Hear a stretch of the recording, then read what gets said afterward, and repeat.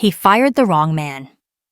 Richard Sterling, a powerful but arrogant CEO, thought nothing of dismissing Marcus Wright, a talented black employee he saw as insignificant. But when his company's empire crumbles and a corporate takeover reshapes the boardroom, Richard finds himself answering to a new CEO. To his shock, the man now calling the shots is none other than Marcus Wright. Poetic justice has never been so satisfying. Richard Sterling sat in his corner office, gazing out over the city skyline with an air of absolute authority. As CEO of Sterling Enterprises, he had built his career on ruthless decision-making and an unwavering belief in his own superiority. His employees feared him, his board members respected his cutthroat strategies, and in his own mind, he was untouchable. Yet beneath the polished suits and calculated smirks, there was something uglier. An unspoken but ever-present bias that dictated many of his choices. Richard Sterling was a man who believed in hierarchy, and in his eyes, some people simply did not belong at the top. One of those people was Marcus Wright, a young, talented black employee in the marketing department.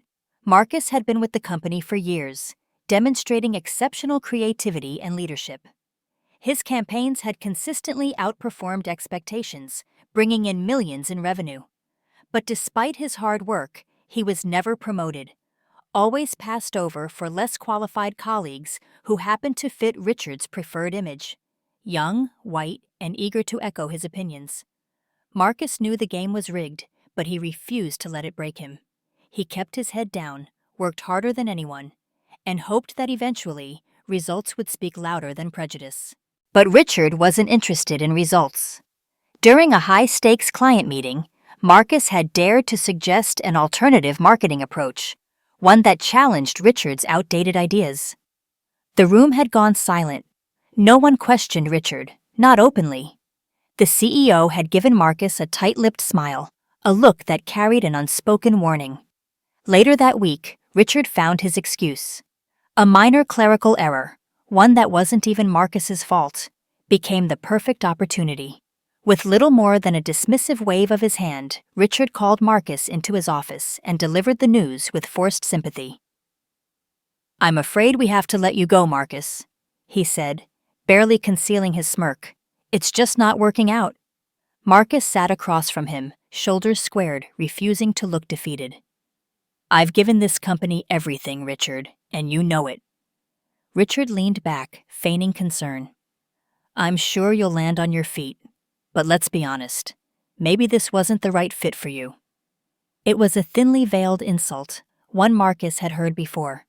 A not-so-subtle way of saying he didn't belong. Marcus exhaled slowly, stood up, and extended a hand. "You'll regret this." Richard chuckled as he ignored the handshake. "I doubt it." Marcus walked out with his head high, but Richard had already dismissed him from his mind. What he didn't realize was that firing Marcus would be the worst decision of his career. Marcus Wright walked out of Sterling Enterprises with his head held high, but inside, frustration burned deep. He had given everything to that company: his time, his creativity, his best ideas, only to be discarded like an afterthought.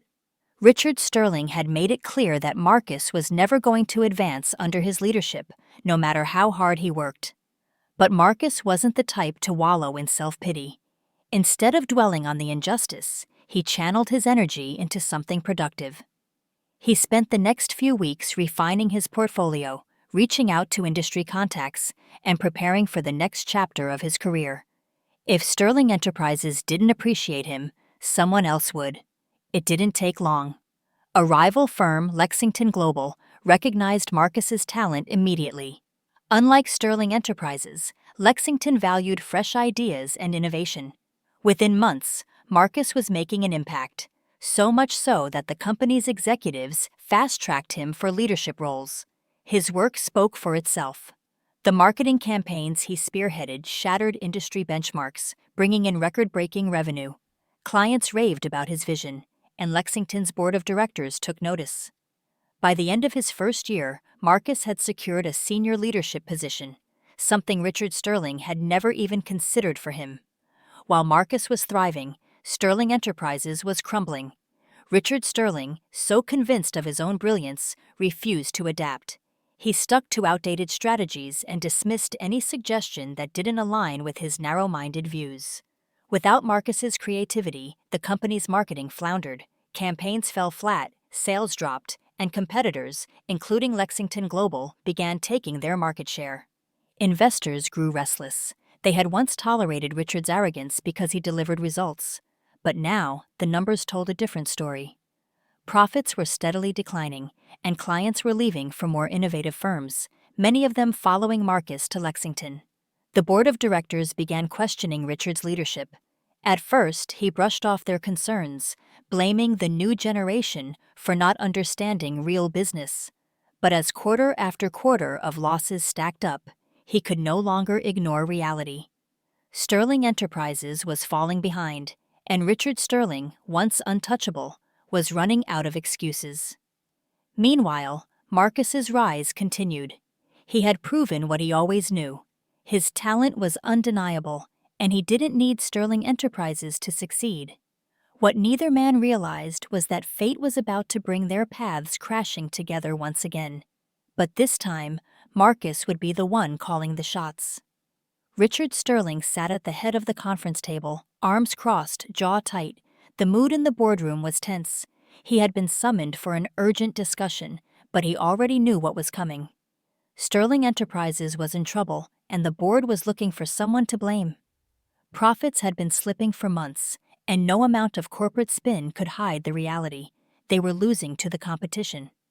The firm that had once dominated the industry was now struggling to keep up.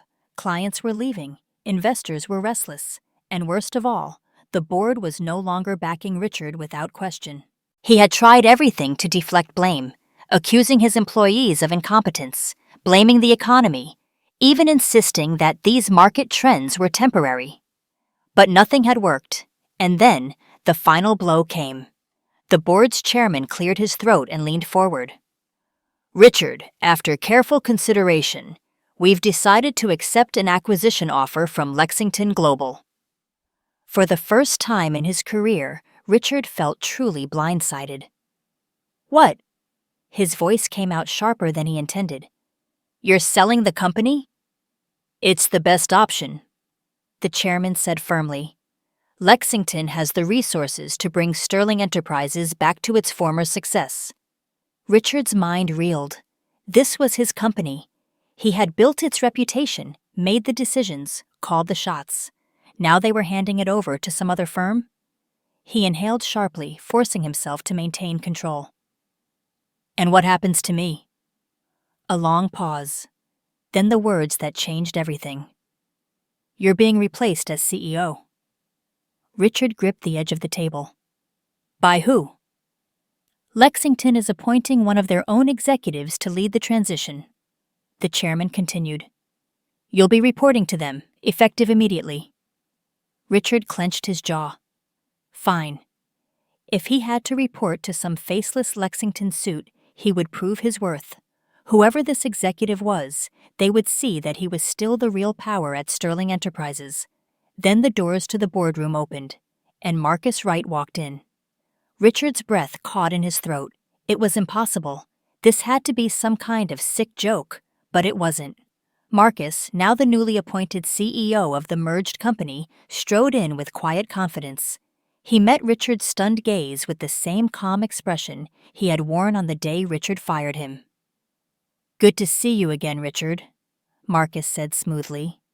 "Looks like we have a lot to discuss." Richard felt the room closing in on him. For the first time in his career, he was no longer in control. Richard Sterling sat stiffly in his new office, a space that was noticeably smaller than the one he used to occupy. The walls were bare, the desk less imposing, and the view overlooked nothing but a parking lot, a far cry from his old skyline panorama. But the biggest change wasn't the office. It was who he now answered to. Across the hall, in the corner office that once belonged to him, sat Marcus Wright, the man Richard had fired without hesitation, now the CEO of the newly merged company. Richard still couldn't fully process it. For years, he had dismissed Marcus as insignificant, just another employee to control, undermine, and eventually discard. But now he was Marcus's subordinate. At first, Richard tried to act as though nothing had changed. He walked into meetings with the same air of arrogance, offering unsolicited advice, dismissing new ideas, and interrupting when others spoke. But Marcus was nothing like the old Richard. He didn't raise his voice. He didn't belittle employees. He didn't rule with intimidation. Instead, Marcus listened. He analyzed. And, most infuriatingly, he ignored Richard's usual power plays like they meant nothing. It didn't take long for Richard to realize that his influence was gone. Desperate to stay relevant, he tried a different tactic, playing nice. He forced smiles, nodded along in meetings, and even went so far as to say, "That's an interesting approach," when Marcus introduced new strategies. But everyone in the room knew the truth. The power shift was undeniable. And Marcus? He never once brought up their past. He never gloated, never threw Richard's own words back at him. But he didn't forget. Instead, Marcus got to work undoing the toxic culture Richard had spent years creating. Under his leadership, the company introduced new diversity, equity, and inclusion policies, ensuring qualified employees from all backgrounds had opportunities to advance, something Richard had never allowed. Marcus also restructured the leadership team, replacing many of Richard's old cronies with individuals who valued innovation and collaboration. But the biggest change? Employees were finally thriving. No more fear-based management. No more stifled creativity. No more being dismissed for speaking up. Richard watched from the sidelines as Marcus transformed the company, turning it into a workplace where talent, not bias, dictated success. And for the first time in his life, Richard Sterling felt truly powerless. Richard Sterling sat at his desk, staring blankly at his computer screen. His calendar was filled with meetings where his input was no longer needed. The same employees who once scrambled to seek his approval now barely acknowledged him. Conversations stopped when he walked into a room, not out of respect, but because he simply wasn't relevant anymore. The reality had set in. He was no longer in control. For years, Richard had ruled Sterling Enterprises with an iron grip, mistaking fear for loyalty, arrogance for leadership. He had believed himself untouchable, certain that his name and legacy would be etched into the company's future. But now, his name was nothing more than an afterthought, and the company he had built was thriving, without him. Worse, it was thriving under Marcus Wright. At first, Richard tried to convince himself it was all temporary, that the board would realize their mistake, that Marcus, no matter how poised and polished, would eventually fail. But as months passed, the opposite happened. Under Marcus's leadership, the company's profits rebounded, employees flourished, and industry leaders praised the new culture shift. Clients who had once defected to competitors returned, eager to work with a company that valued both innovation and integrity. And Richard? He faded further into obscurity. The realization stung. He had done this to himself. His arrogance, his racism, his refusal to adapt, all of it led to his downfall. He had fired Marcus without a second thought, assuming the man would simply disappear into insignificance. Instead, Marcus had risen, and Richard had fallen. But Marcus, despite every reason to revel in his former boss's humiliation, never took the low road. He treated Richard with the same professionalism and respect he gave everyone else. No petty remarks, no vengeance, just quiet, unwavering leadership. Richard saw the difference between them now. Marcus had always been the better man, and so he had a choice to make. Option 1. Swallow his pride and learn. Accept that the world had changed, that leadership wasn't about dominance, but vision and collaboration. Work under Marcus, not as a rival, but as a man finally willing to listen. Option 2. Resign in disgrace. Walk away from the company rather than endure the humiliation of answering to the man he once deemed unworthy. As Richard sat there, the weight of his failures pressing down on him, he knew there was no easy answer. But one thing was certain: Marcus had won, and Richard Sterling would never be the same. At its core, this story is about poetic justice. Richard Sterling spent years abusing his power, dismissing talented employees based on his own prejudices and assuming he was untouchable. But in the end, his own actions led to his downfall. The man he fired without a second thought became his boss, forcing him to experience what it was like to be powerless, overlooked, and irrelevant. Karma in this story is not just about revenge. It's about the inevitability of consequences. Richard's arrogance and racism didn't just hurt Marcus, they hurt the company as a whole. And when leadership fails to recognize and nurture true talent, the consequences are unavoidable. One of the most powerful messages in this story is that ability, integrity, and hard work triumph over bias and discrimination. Marcus Wright was always the most qualified. His talent and leadership skills were evident, but Richard refused to acknowledge it, blinded by his outdated beliefs about who should hold power. Yet the business world does not reward incompetence forever. The very company that refused to elevate Marcus suffered because of its failure to recognize true skill. Meanwhile, Marcus flourished in an environment that valued merit over favoritism. In the end, leadership is not about race, status, or ego.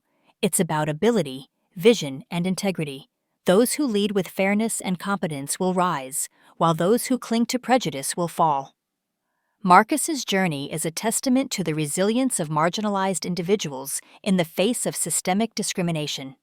Instead of allowing himself to be defeated by Richard's actions, Marcus used the experience as fuel to rise higher. Many people, especially in corporate settings, face unjust barriers, being overlooked, dismissed, or undervalued despite their capabilities. Marcus's story reflects the real-life struggle of talented individuals who must work twice as hard to receive half the recognition. But the key message here is that setbacks are not the end of the story. Marcus took the injustice he suffered and turned it into an opportunity, proving that talent and resilience cannot be suppressed forever. Sterling Enterprises suffered because bad leadership always catches up with a company. Richard Sterling believed he could run his business through fear, favoritism, and outdated strategies. But the corporate world is unforgiving to those who fail to adapt and undervalue real talent. Companies that do not evolve, that fail to embrace diversity, innovation, and fairness, will fall behind. Richard's outdated mindset led to declining profits, frustrated investors, and an eventual takeover. The message here is clear. Good leadership fosters success. Toxic leadership breeds failure. A company that disregards merit and innovation will eventually collapse. Marcus's rise and Richard's downfall serve as a cautionary tale, both for individuals in power and for corporations that still fail to recognize the importance of inclusivity and strong leadership.